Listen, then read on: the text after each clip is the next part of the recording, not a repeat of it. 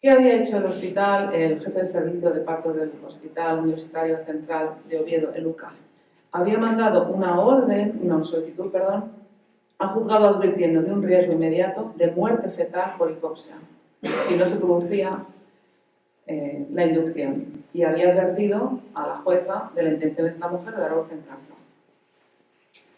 La jueza dicta esta orden, esta es la situación. Esta mujer permaneció, creo que casi 72 horas ingresada, sin ninguna hipoxia y sin ninguna muerte fetal y sin necesidad de inducir nada, de hecho no se le indujo el parto.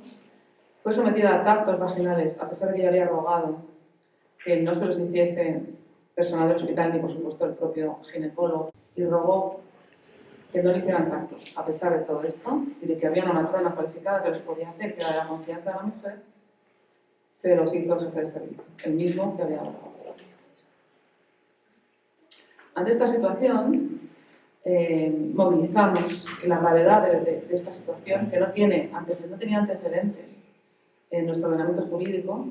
Se movilizó un grupo de personas, muchas de las que estáis aquí, y organizamos una defensa de esta mujer. Impugnamos, por un lado, la decisión de la jueza porque carecía de soporte legal, es decir, nuestra legislación hoy por hoy no permite que se adoptase esta medida, sobre todo sin oír a la persona, por una jueza de lo penal, sin audiencia de la persona interesada. O sea, nunca oiréis que un detenido, una persona detenida, no pueda ser asistido de abogado y no ser escuchado inmediatamente. El pleito, como digo, tuvo dos ramas. Una fue penal, atacar la decisión de esta jueza, y otra fue en la vía contencioso administrativa, que fue para proteger los derechos fundamentales respecto a la actuación del hospital, que era absolutamente incompatible con toda nuestra legislación, con la Ley Básica Reguladora de la Autonomía del Paciente, con el Convenio Europeo de Derechos Humanos, con el Convenio de Oviedo, en fin, con toda la normativa bioética que tenemos en nuestro país, nacional y también internacional. Y las sucesivas instancias judiciales que recorrimos pues dieron la razón a la jueza y al hospital, con lo cual pues llegamos al Tribunal Constitucional. El Tribunal Constitucional está compuesto por 12 magistrados, pero curiosamente en este caso solo votaron 11. Ha habido 6 votos contra 5 que han desestimado la petición de amparo de protección jurídica de esta mujer. Es inaudito que una decisión del Constitucional sea tan polémica, es decir, que haya 5 votos particulares muy elaborados, contrarios a la decisión de la mayoría, una mayoría raspada. Es inaudito. Además son votos tremendamente contundentes y hablan de la tremenda preocupación que les produce esta decisión de la mayoría. Hablan de que va contra la democracia, contra las bases de la democracia y de la libertad. O sea, que se salta todas las garantías que afectan no solo a una mujer embarazada, sino a cualquier ciudadano, porque si un juez de lo penal, sin habilitación legal, es decir, sin que una ley lo prevea, puede limitar un derecho fundamental, hablamos de la integridad física y moral de una persona. Es decir, que te pueden hacer una intervención forzosa. Hablamos de la dignidad de la persona, hablamos de su libertad. Si un juez, cualquiera, un juez de cualquier lugar, sin que exista en nuestra legislación amparo, y sin oír a la víctima, puede ordenar una limitación de estos derechos, estamos apañados. Como sociedad vamos muy mal, muy mal. Esto no lo digo yo, lo dicen en términos muy contundentes 5 magistrados, bueno, 3, en concreto 3 magistrados, hay 2 votos que no son tan contundentes y van por otros lados, de la talla de Xiol Rius, que es un magistrado experto en bioética, Inmaculada Montalbán, que además habla del sesgo de género que hay profundo en esta decisión del tribunal, y Sergio Alcácer, son figuras muy importantes, ¿no?, de nuestro derecho constitucional. Bien, pues esta es la situación del caso de Oviedo. Ya os digo, después de enumerar, el tribunal enumera los requisitos para que se pueda hacer este tipo de actuación.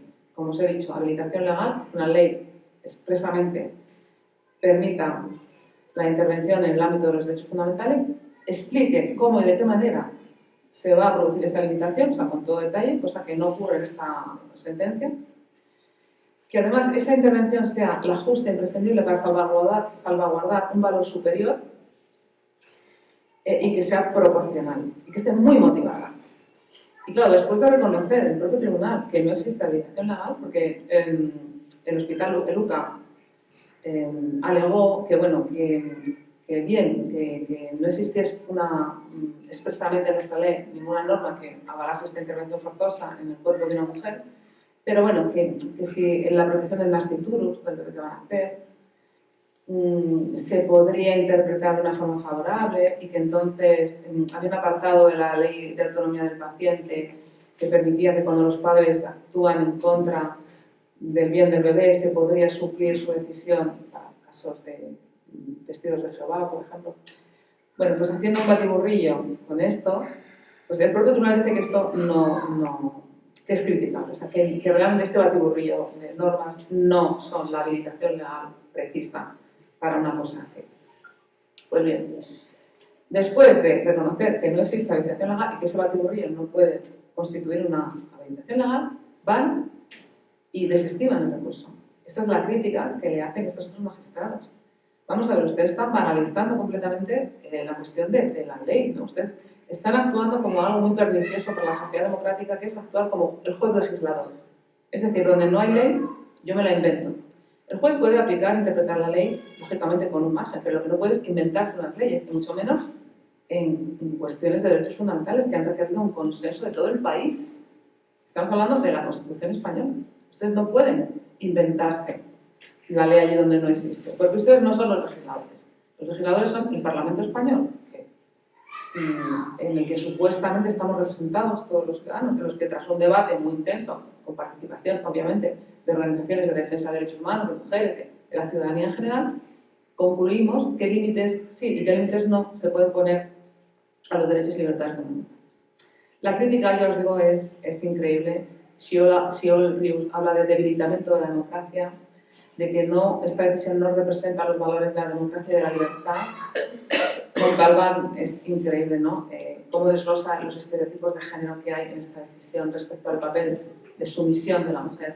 Cómo se desprecia absolutamente la prueba, no solamente es que no se la oyera, la llamaré Valentín, no es que no se la oyera a Valentín antes de adoptar la medida judicial, es que después tampoco. La justificación del Tribunal de Constitución es que había mucha prisa, mucha urgencia. Y por eso no se la podía oír. Pues claro, como razona Xiol Rius, dice, si no se la podía oír, usted no puede limitar sus derechos. Y él dice, ¿cómo que? Resulta un poco chocante. Entendemos que, bueno, si el bebé se iba a morir de hipoxia, pues hubiera cierta prisa, pero usted no tuvo ningún reparo en escuchar al Ministerio Fiscal. ¿Cómo es que usted sí tiene tiempo para escuchar al Ministerio Fiscal y pedir su dictamen, pero no para escuchar a la mujer? ¿No? O sea, Xiol Rius desmonta esta gran mentira de que no había tiempo para escuchar a la mujer. Y además él dice, y una vez que ella fue llevada al hospital y que el servicio de urgencia dijo que no había nada que inducir, ahí ¿por qué no la escuchó? ¿Usted por qué siguió sin escuchar a esta persona? Va al cárcel lo mismo, ¿no? Va desgranando los requisitos para limitar estos derechos fundamentales y va hablando de cosificación de la mujer, de cómo se la trata como un contenedor de bebés, como si no fuera una persona racional y el peligro que esto supone para el Estado de Derecho.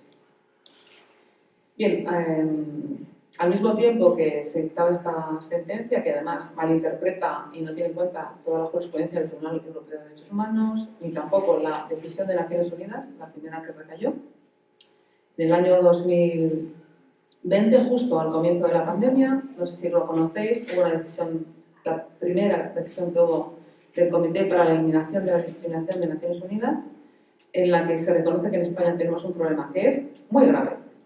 Es un problema de derechos humanos, que es sistemático y estructural, que es la violencia obstétrica. Consagra ya este término que anteriormente habían utilizado el Consejo Europeo de Derechos Humanos, la Relatora Especial de Naciones Unidas para la Violencia contra la Mujer, lo plasma en una decisión. El caso era un caso, desde luego, no de los más graves que yo he llevado ni que vosotros habéis vivido. Claro que era grave, pero en comparación con otros casos que he llevado, pues esta señora, bueno, pues estaba viva, no perdió su útero, su hijo no nació con una grave discapacidad, como le pasó a Carola por culpa de, en primer lugar, no respetar a las mujeres, no escucharlas, no tenerlas en cuenta. Al final, esto es lo que está en la raíz de toda esta malpraxis y maltrato que vivimos. Bien, pues no siendo el peor caso, el comité consideró que las instituciones sanitarias habían aplicado estereotipos de género respecto al papel sumiso de la mujer, mucha malpraxis, 10 actos vaginales sin permiso, le provocaron una infección, la niña acabó en la UCI por esta infección, dolor permanente durante 2 años de las relaciones sexuales. Ella habla, Sandra, habla de que entrar en un hospital fue como entrar en un túnel de lavado, ¿no? Donde sales de allí, todo el mundo te hace cosas, tú estás inerte y sales de allí con un bebé en los brazos. En su caso, el bebé no estuvo en sus brazos porque la niña tuvo que estar ingresada unos 10 días. Le costó muchísimo poder vincularse con este bebé. Ella dice, bueno, sabíamos, mi pareja y yo sabíamos positivamente que era nuestra hija, pero no la vivíamos como nuestra hija. Ella estuvo 2 años sin poder tener relaciones sexuales y en fin, este caso, después de recibir una respuesta negativa, estereotipada de los órganos judiciales, el maltrato se reprodujo en las instituciones administrativas y judiciales hasta que llegamos a Naciones Unidas.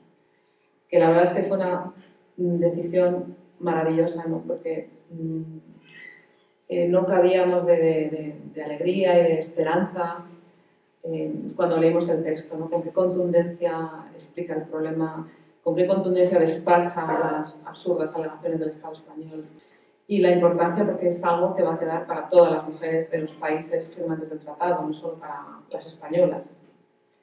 Bien, pues después de esta decisión y después de la decisión del Tribunal Constitucional, otra de Naciones Unidas, en el caso de Naya Alcorta, ella ha querido generosamente ofrecer su nombre y su testimonio, pues nuevamente otra mujer española, llevé 4 casos a Naciones Unidas. Tardamos unos 10 años en poder llevar estos casos al comité, porque tuvimos que agotar todos los recursos. Tú empiezas un proceso administrativo, después judicial, recibes una decisión administrativa desestimatoria, después un juzgado te dice que tampoco tiene razón, metódicamente ignoran la prueba que aportan las mujeres. Un ejemplo es lo que les ocurrió en el caso de Naya con el peritaje que hizo Ivone Olza y Montse Catalán, allá que nos fuimos a San Sebastián las 3 con unos magníficos informes, de verdad, incluso informes de psiquiatría del propio Osakidetza, Servicio Vasco de Salud, que decían que Naya había sufrido un estrés postraumático que estaba vinculado no al hecho de lo que le ocurrió en sí, sino a la vivencia, y que esto se podía haber evitado con un trato respetuoso. Y a través de la institución jurídica del consentimiento informado, que te hace sentir dueña de la situación, que puedes disponer y quieres tener en cuenta. Esto es muy importante. Bueno, pues a pesar de que existían informes del propio Servicio de Osakidetza y una pericia de Ivone Olza y otra pericia de Montse Catalán, en el que hablaban de la malpraxis que había ocurrido, después de que ellas viajaran desde Cataluña y desde Madrid al juicio, con todos los costes que esto supone, ¿no? Pues el juez no les permitió entrar, no les permitió declarar. Dijo que es que él tenía muchos familiares médicos, que sabía que las cosas se hacían muy bien. No les permitió declarar. Es una vulneración del derecho de defensa impresionante. Es una desfachatez. Y bien, en esta situación, pues ¿qué hicimos? Pues nada, recurrir. El Tribunal Constitucional, este mismo que ahora ha dictado esta sentencia, pues consideró que estas cosas que nos pasan, que no tenía trascendencia, que él no iba a traer estas cosas. ¿Cómo vienen los seres humanos al mundo? Y cómo es tratada la mitad de la humanidad, que somos nosotras, en un momento tan trascendente, eso no le importa al tribunal. Entonces, esto fue lo que permitió este agotamiento durante 10 años de pleitear constante y de tener una moral, de verdad, más fuerte que la del Alcoyano, como se suele decir, no solo mía, sino sobre todo también de estas 4 mujeres que presentamos el caso y también de que recibimos apoyo social vuestro, bueno, para seguir luchando pese a los varapalos judiciales y la incredulidad que te produce como jurista leer ciertas cosas y presenciar ciertos juicios, cómo se comporta la judicatura. Y bueno, ya os digo, todos estos esfuerzos fueron muy recompensados por estas dos decisiones. En el caso de Naya, pues fue sometida a una inducción del parto sin haber respetado los tiempos para permitir que se hubiera producido de forma espontánea. Ella, bueno, todo iba bien, simplemente tuvo una rotura de bolsa prematura y sin dejar pasar ni siquiera 24 horas, que estaba protocolizado, según el propio protocolo del hospital. Ya le indujeron el parto inmediatamente una cesárea, también sin ninguna justificación. Le ataron los brazos mientras le hacían la cesárea. no le permitieron tener a su hijo, sí que le ordenaron darle un beso y se lo llevaron inmediatamente y lo separaron de ella. Esta charla se titula Las mujeres que no amaban a sus hijos, paréntesis, más que sus médicos. Porque de las cosas más sorprendentes que me pasan a mí cuando yo me enfrento a estos casos es cómo es posible que después de 9 meses de gestación, en embarazos, la inmensa mayoría deseados, puesto que ahora mismo podemos abortar, deseados, cuidados, queridos, después de que las mujeres nos sometamos a una miríada infinita, inacabable, de todo tipo de pruebas, algunas repugnantes como el test de Sullivan, y venga ecografías, y venga tactos, y venga oxitocina, y venga... Después de todo, pasar por todas estas pruebas y todo este temor, este miedo que se nos infunde, resulta que ¿quién quiere más a nuestros hijos?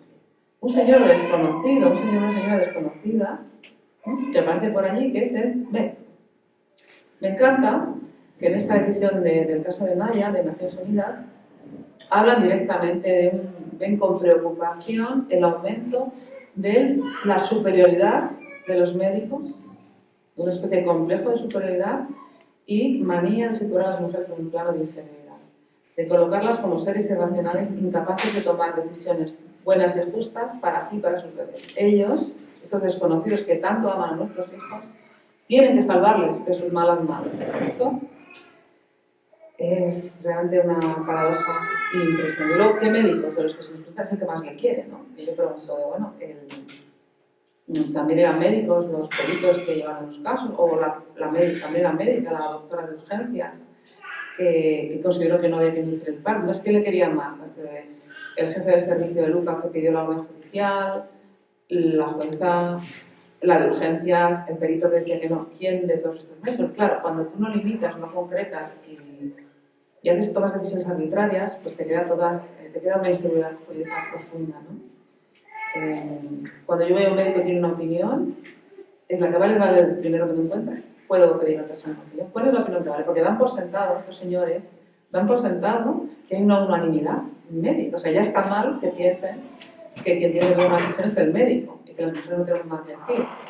El problema es que no nos dicen qué médico, cuántos, de qué manera, ¿no? Con qué controles van a decidir sobre nuestra vida. Me gusta mucho cómo Valcárcel, el Saez Valcárcel, este magistrado, habla de que a sus compañeros del Constitucional se les ha pasado considerar que tú, para salvar a ese bebé, tienes que atravesar el cuerpo de una persona. No han considerado lo que venimos diciendo todas las activistas siempre, pero me ha gustado mucho que repare en ello un magistrado del Tribunal Constitucional, ¿no? Y ustedes no han reparado que este caso es un caso que no existe otro referente. O sea, este caso no lo podemos abordar con las herramientas que tenemos, porque es la primera vez en la historia de ese tribunal en el que se plantea que para atravesar, o sea, para salvar a un nasciturus, hay que atravesar el cuerpo de otra persona. Entonces, el parto en casa, por supuesto, hasta ahora no existe ninguna prohibición de dónde, ni ninguna indicación de dónde, cómo, con quién tenemos las mujeres que dar a luz, pero ojo, que esto va a ser utilizado por sectores reaccionarios, o sea que ahora ya cualquier juez o cualquier profesional va a poder decir sobre nosotras, sin límite, ojo, esto va a tener unas consecuencias que no podemos calcular. Entonces esto no se puede quedar así. No se puede quedar.